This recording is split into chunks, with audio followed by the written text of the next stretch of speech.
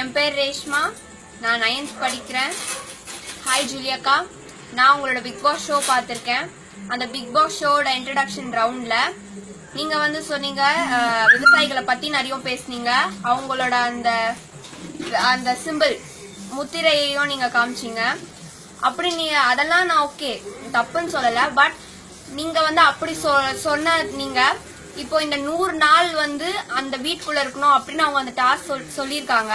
அதுக்கு பதிலா நீங்க அந்த 100 நாள் ஏதாவது ஒரு விவசாயி வீட்டுல போய் தங்கி இவங்க இந்த மாதிரிலாம் கஷ்டப்படுறாங்க அப்படின்னு நீங்க சொல்லியிருந்தீங்கன்னா அது மத்தவங்களுக்கும் ஒரு இன்ஸ்பிரேஷனா இருந்திருக்கும். மத்தவங்களும் அதை அக்ரி பண்ணியிருந்திருப்பாங்க. இது சும்மா ஏதோ ஒரு ஷோ, எப்படி இருந்தாலும் அது ஒவ்வொரு டாஸ்க்ல எல்லாருமே எலிமினேட் ஆகதான் போறாங்க. அங்க இருக்கிற 15 எல்லாருமே ஜெயிச்சிருவாங்கன்னு சொல்ல முடியாது, யாரோ ஒருத்தவங்க தான் ஜெயிப்பாங்க. அந்த 100 நாள் நீங்க அங்க போய் வெட்டியா ஒரு ஸ்டுடியோக்குள்ள உட்கார்றதுக்கு 100 நாள் ஏதாவது விவசாயி வீட்டுல போய் இருந்து அவங்க படுற கஷ்டத்தெல்லாம் நீங்க சொல்லியிருந்தீங்கன்னா எல்லாருமே கேட்டுருப்பாங்க. அப்ப நீங்க ஜல்லிக்கட்டு ப்ரொடெஸ்ட் பண்றதுக்கு ஒரு அர்த்தமா இருந்திருக்கும்.